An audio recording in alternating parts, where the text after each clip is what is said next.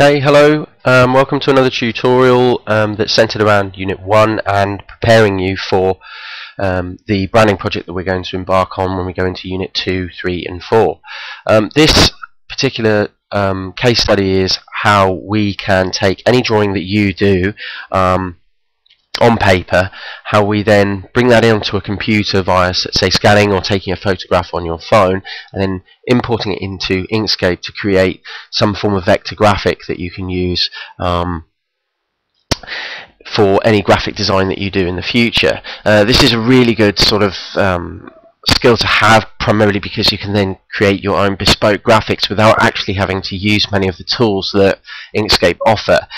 It'd be something that maybe you might want to look at when actually creating your own brand for the main project. Right, this is the process that I'm going to take you through, taking a standard drawing that I did a little while back. We can then trace the actual image itself and turn it into a bitmap, which turns the image into a thing called a vector. A vector is essentially a series of pathed shapes that we can then edit using Inkscape. We'll then ungroup this particular trace, and we can then start adding our own custom colors to each element of it to then put it together, and eventually, with a bit of development, come up with your own kind of personalized graphic from the original drawing that you've done. So the first thing you'll need to do is obviously import an image. So if you go to File and Import, and what should come up is obviously my desktop where I've got my picture. I did this a little while back, and what I'm going to do is basically sort of personalize it even further and make it look a little bit more digital. So I'm going to open and make sure that the link or embed image, I want to embed it.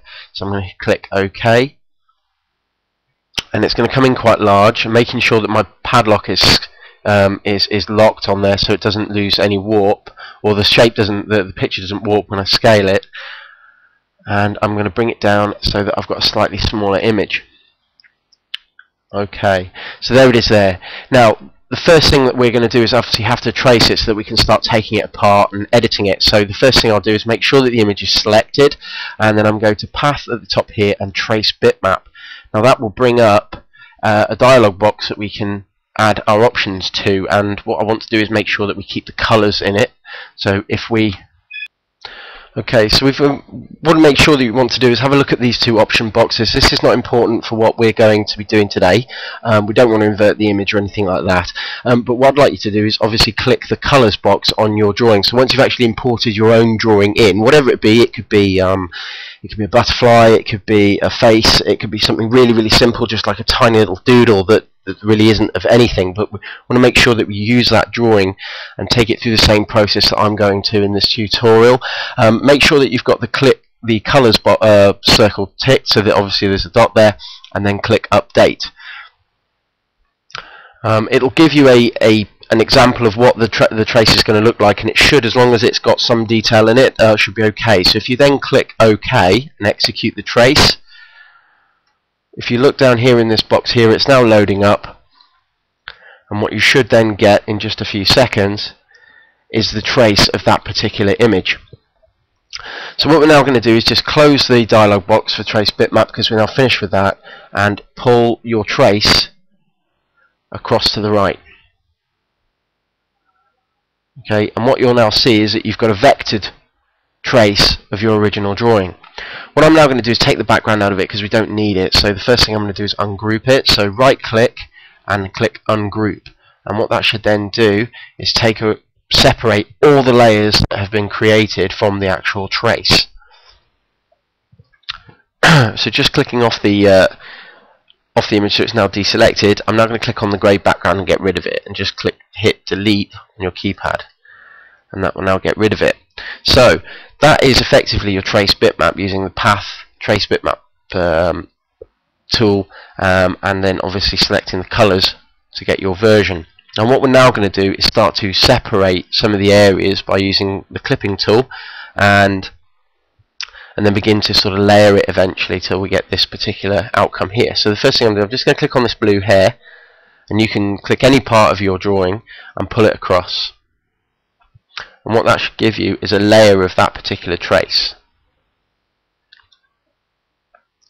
Now what I want to do is I don't want to keep both the characters in this drawing, I just want to keep this one here. So what I'm going to do is just get myself a square and cover the part that I want to keep.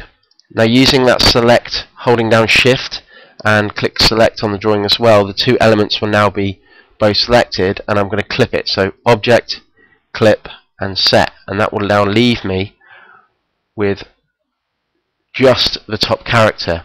Now the way that we obviously edit it in the future to be able to give it some different colours is very simple. You just click a colour that you want it to be, right click, duplicate, pull it across, select another colour, right click, duplicate, position that somewhere that you'd like it to be, find another colour. So if I zoom across a little bit, I'm going to choose green this time, and then right click, duplicate again for the fourth time, and I'm going to make the last option some shade of blue. So I've now got sort of 4 colour variants of the original trace. I'm just going to size it all down, so I'm going to select the first one, then hold down shift and select the other 3, making sure my scale is padlocked. I'm just going to size that down now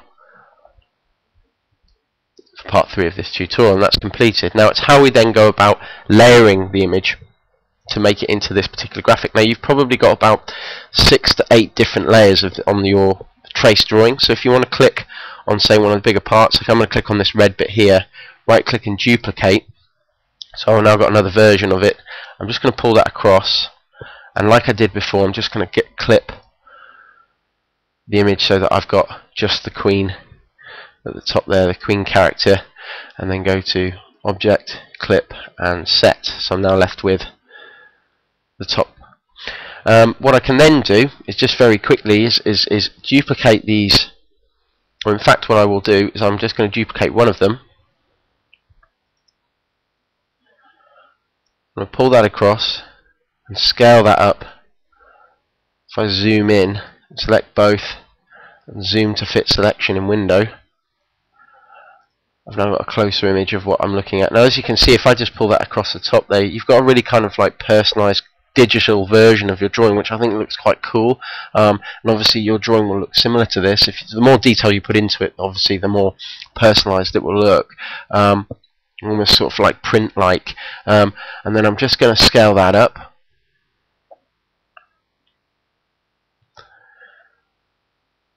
till I've got about the right size. There we go. And then what I'm then going to do is just literally give it a bit of colour so that it looks a little bit more personalised. I'm then going to duplicate it again, maybe give it a dark blue, give that a bit of a nudge to the right using my keyboard, so my right, left arrow keys. I can then give that a little bit more of a bit more depth, nudge that across so it looks a bit more blurry. That's a little bit too much, and then I'm going to maybe just finish it with a bit of grey. Bit of dark blue, no.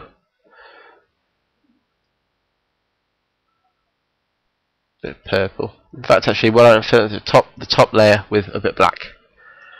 Right, and that is essentially how we can take that apart. Now, with a bit more development, one other trick that you could look at and then begin to create maybe sort of a slightly more detailed graphic is what we can do is duplicate the actual image that you've got.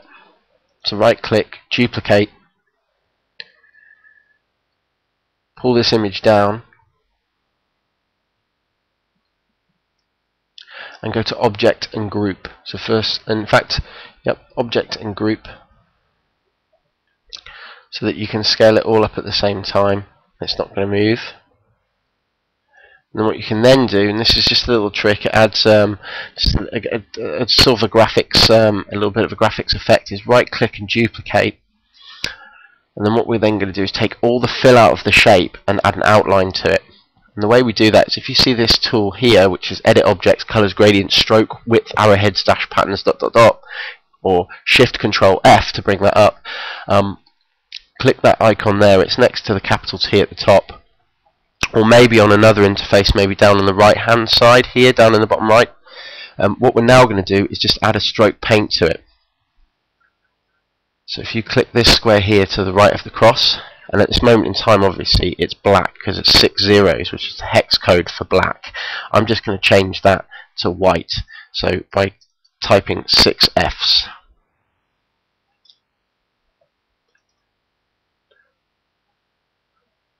Okay, now that is obviously very, very thick, so what I want to do is bring the thickness down. So if I click the stroke style, it's at 1.3. Now if I go to like 0.2,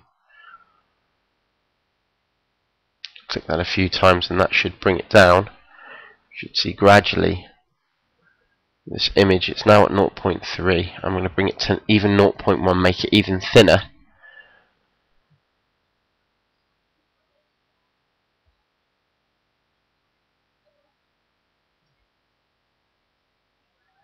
Actually, that's a little too thin. At 0.2. And what that should leave me with then, if I close the dialog box here in the top right hand corner, is a fully developed and outlined solution that, if I click zoom to fit page in window, will give me a journey from taking a drawing and then tracing it to taking it to a final personalized digital graphic that you can do anything with.